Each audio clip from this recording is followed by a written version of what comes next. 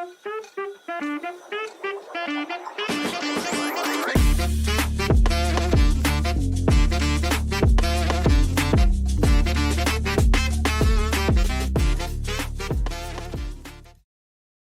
वालेकुम एवरीवन, मैं हूं विशाल शाकिर और मियां साहब के साथ हमारी कन्वर्सेशन जारी है मेडिकल जूरिस्प्रूडेंस की सीरीज़ के ऊपर। लास्ट वीडियो पे हमने पोस्टमार्टम डिस्कस किया था और इस वीडियो में हम डिफरेंट टाइप्स ऑफ इंजरीज़ को डिस्कस करेंगे। To make your understanding much easier हमने इसका फॉर्मेट थोड़ा सा चेंज किया है। मियां साहब आपको साथ लेकर चलेंगे पावर पॉइंट के साथ साथ, ताकि आपकी अंडरस्टैंडिंग ज़्यादा बेहतर तरीके से हो सकती हो। तो मियां साहब के पास ही चलते हैं। अस्सलाम वालेकुम मियां साहब। वालेकुम सलाम। मियां साहब, लास्ट वीडियो बड़ी ज़बरदस्त गई हमारी पोस्टमार्टम की। अब इंजरीज के ऊपर हम डिस्कशन करना चाह रहे हैं और आप ही का आइडिया है कि हम इसको स्टेप बाय स्टेप अपनी प्रेजेंटेशन पे लेकर चलें। विशाल, असल में इशू पता है क्या? देखो, आप जब भी एमएलसी को देखोगे, एमएलआर को देखोगे, पोस्टमार्टम को देखोगे, इंजरी स्टेटमेंट को देखोगे, इनक्वेस्ट को देखोगे, वहां पे ये इंजरीज जितनी भी मैकेनिकल हो, थर्मल हो, केमिकल हो या एनी अदर इंजरी हो, इनका फर्ज करो अब्रेजन लिखा हुआ है, कंटूजन लिखा हुआ है, उसके बाद क्या कहते हैं फ्रैक्चर्ड वुंड लिखा हुआ है।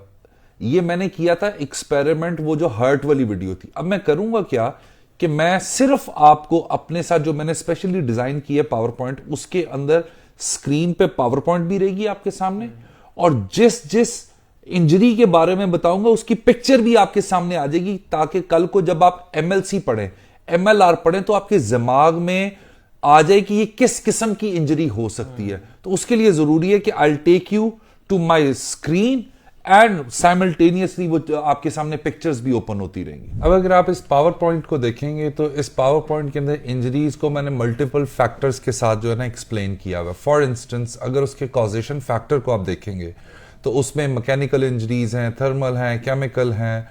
फिर अगर उनकी सेवेरिटी देखी जाए तो या तो वो सिंपल हो सकती हैं या वो ग्रेवस हो सकती हैं। और फिर उसके बाद उसकी मैंने मेडिकल लीगल क्लासिफिकेशन की है। सेल्फ इन्फ्लिक्टेड इंजरीज हो सकती हैं, होमोसाइडल हो सकती हैं, एक्सीडेंटल हो सकती हैं, डिफेंस वुड हो सकते हैं। और इनकी एंटी मॉर्टम स्टेज पे क्या सूरत हाल होती है और पोस्टमार्टम स्टेज पे क्या होती है, ये हर इंजरी की मैं आपको बताऊंगा ताकि आपकी अंडरस्टैंडिंग रहे। सबसे पहले आपको समझने के लिए अब्रेजन क्या है, इस पावर पॉइंट को देखिएगा। ये कहती है an abrasion is a destruction of the skin usually which involves the superficial layers of the epidermis. epidermis आपका ये होता है, ये ऊपर वाला जो आपके अंदर वाले हिस्से को और बाहर वाले हिस्से की जो डिफरेंशिएटिंग स्किन है, दिस इज कॉल्ड एपिडर्मिस। और इसके ऊपर जब भी कोई इंजरी आएगी वो आपकी अब्रेजन के जुमरे में आएगी। और इसके लिए जो वेपन यूज हो सकता है वो हार्ड वेपन हो सकता है, ब्लंट हो सकता है, रफ ऑब्जेक्ट हो सकता है। For example stone, stick, needle, नाखून, ये सारे के सारे इसके ऊपर जो इंजरी कॉज करेंगे, दैट इज कॉल्ड अब्रेजन। अच्छा, फीचर्स क्या हो सकते हैं अब्रेजन के, which is very important. Abrasions are superficial injuries but often it is deeper in the tissue. यानी अगर आपने इसको समझना है तो ये लेफ्ट साइड पे एक पिक्चर आ रही होगी जिससे आपको समझ आ जाएगा कि किस किस्म के ये सुपरफिशियल इंजरीज होती हैं। So at the site of जहां पे आपको अब्रेजन कॉज हुआ है, there may be oozing of the lymph, यानी आपको नजर आएगा कि खून जम गया हुआ है, इसके अंदर खून जम गया हुआ है। जो ऊजिंग है वो आपको समटाइम्स स्लाइटली होती है, समटाइम बहुत ज्यादा फैली हुई होती है, that is called abrasion. The lymph और blood which oozes out and the denuded epithelial debris dry up within few hours to form a scab। ऊपर उसके ऊपर से वो छिलका सा बन जाता है, उसके बाद ये खत्म हो जाता है। अगर आपने टाइप्स ऑफ अब्रेजन को देखना है तो आपके सामने देखें, कुछ आपके पास स्क्रैचेस होते हैं जिनको लीनियर भी कहा जाता है, कुछ ग्रेजेस होते हैं, कुछ प्रेशर अब्रेजन होते हैं, कुछ इम्प्रिंट होते हैं। और इनकी तमाम की जो एग्जांपल्स हैं वो मैं आपके सामने, फॉर इंस्टेंस अगर स्क्रैचेस हैं तो लेफ्ट साइड पे देखें एक पिक्चर पॉप आउट हो रही है, स्क्रैचेस अब्रेजन की किस किस्म की हो सकते हैं। अगर ग्रेजिंग है तो ये पिक्चर आपके सामने डिपिक्ट हो रही है, उससे आपको आइडिया हो जाए ग्रेजिंग क्या। अगर प्रेशर होगा जिसमें रिजल्ट ऑफ मोर और लेस जो परपेंडिकुलर आपकी एप्लीकेशन ऑफ फोर्स होती है on a body surface, for example ligature marks हो सकते हैं, नेल अब्रेजन हो सकते हैं, ये आपके सामने लेफ्ट साइड पे जो है ना वो पिक्चर पॉप आउट हो जाएगी। अगर आप इम्प्रिंट या जो प्रिंटेड या पैटर्न होते हैं उन अब्रेजन्स को देखें, जैसा फॉर एग्जांपल कई दफा आपने देखा होगा मोटरसाइकिल की चेनें उठा के मारी और वो पूरा का पूरा छप गया, फिर उसके बाद कोई ऐसा वेपन यूज किया जो मारा, पीछे का पूरा आपका अब्रेजन कॉज कर दिया, वो अपना इम्प्रिंट छोड़ दिए। ये तमाम की तमाम टाइप्स ऑफ अब्रेजन्स हो सकते हैं और जो पिक्चर्स के साथ आपके सामने डिपिक्ट हो गया। फॉर इंस्टेंस अगर आप देखें इन अब्रेजन्स को अगर मेडिको लीगल इंपॉर्टेंस की आपने देखनी है तो कुछ बुलेटेड पॉइंट्स मैंने आपके सामने बनाए हैं।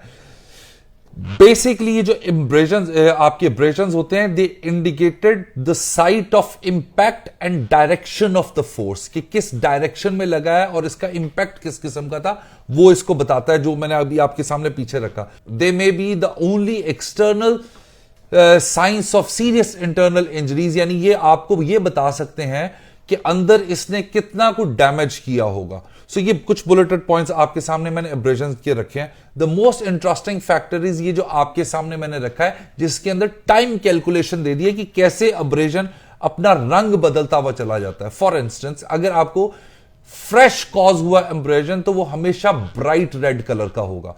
12 से 24 घंटे के अंदर जो लिम्फ जो ब्लड है वो ड्राई अप होना शुरू हो जाता है और वो ब्राइट रेड सा स्कार्प जो है ना वो उधर बनना शुरू हो जाता है। 2 से 3 दिन के पास ये रेडिश ब्राउन हो जाता है।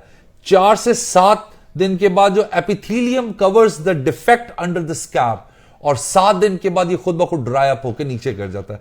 तो ये सारी की सारी stages different types of abrasion मैंने आपके सामने एक्सप्लेन कर दी है। अब जो इसके अंदर मैंने एक और इंटरेस्टिंग फैक्टर किया कि एंटीमॉर्टम स्टेज पे एब्रेजन की क्या सूरत हाल होगी और पोस्टमार्टम स्टेज पे क्या होगी। अगर आप इस पावर पॉइंट को देखेंगे तो इसके अंदर मैंने एब्रेजन की एंटीमॉर्टम स्टेज और पोस्टमार्टम स्टेज दोनों को कैटेगराइज किया साइज के लिहाज से, कि अगर ऊजिंग ऑफ लिम्फ है वो एंटीमॉर्टम स्टेज पे अवेलेबल है लेकिन पोस्टमार्टम स्टेज पे वो एब्सेंट होती है।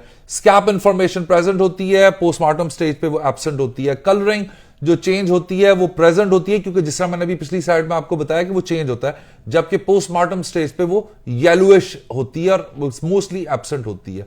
सो that's how it works in antemortem stage and postmortem stage. जिस तरह मैंने आपको एक्सप्लेन किया एब्रेजन के बारे में, अगर आप ब्रूजेस की बात करेंगे तो हमेशा you will find a effusion of blood इसके अंदर होता है, और उसके बाद there is no solution or breach of continuity of covering skin, but the epidermis may occasionally be abraded. इसके अंदर जो वेपन यूज किए जा सकते हैं वो हार्ड ब्लंट वेपन हो सकता है, स्टोन, स्टिक, फिस्ट ब्लो इसके अंदर आ जाता है। फीचर्स की अगर बात करें तो इसके कुछ पैटर्न जिसे कहते हैं ना ब्रूजिंग होती है। Bruise is usually round but it may indicate the nature of the weapon used. अगर ये आपके सामने पिक्चर भी आ रही होगी जो पैटर्न ब्रूजेस होते हैं, और इसके प्रूफ क्या होते हैं, कंटूजन्स होती हैं in the subcutaneous tissues may be detected by the parallel incisions through the skin. फिर डीप ब्रूजेस होते हैं and they are detected by deep incision made into the muscles. So that's how the bruises इसके features होते हैं। उसके बाद अगर आप इसकी बात करें इसकी कंडीशन ऑफ ब्रूसेस की पोस्टमार्टम स्टेजेस के ऊपर, सो अगर अपीयरेंस ऑफ ब्रूजेस की बात करें, a superficial bruise appears at one as a dark red discoloration. A deep bruise may take several hours to 1 or 2 days to appear. Therefore, a second examination should carried out at 2 days later, उस 2 दिन के बाद। और इसकी अगर initial stages की और इसकी कलरिंग चेंजेस की बात की जाए तो ये इनिशियली एट फर्स्ट रेड होता है, 3 घंटे के अंदर अंदर ये ब्लू हो जाता है, चौथे दिन जाके ये ब्लूइश ब्लैक हो जाता है, और 5वें छठे दिन ये greenish yellow, and subsequently it becomes normal. So a bruise is simple injury but a contusion of may lead to heart attack or multiple जिसे कहते हैं ना continuous may cause death from shock, internal hemorrhage, contusion may contain 20 to 30 ml of blood and so on so forth. So ये diagrammatically आपको समझ आ गया होगा कि abrasion क्या होता है और bruises क्या होता है। Thank you so much sir. Thank you आप व्यूअर्स, और उम्मीद करते हैं कि नए फॉर्मेट में आपकी अंडरस्टैंडिंग ज़्यादा बेहतर तरीके से हुई होगी। अपना फीडबैक लाजमी दीजिएगा कि कौन से फॉर्मेट में आपको ज़्यादा बेहतर अंडरस्टैंडिंग होती है कंसिडरिंग द मेडिकल जूरिस्प्रूडेंस। हमने 2 इंजरीज को डिस्कस किया है, बाकी इंजरीज को नेक्स्ट एपिसोड में करेंगे। Feel free to ask the question down in the comment box. Till then, thank you so much.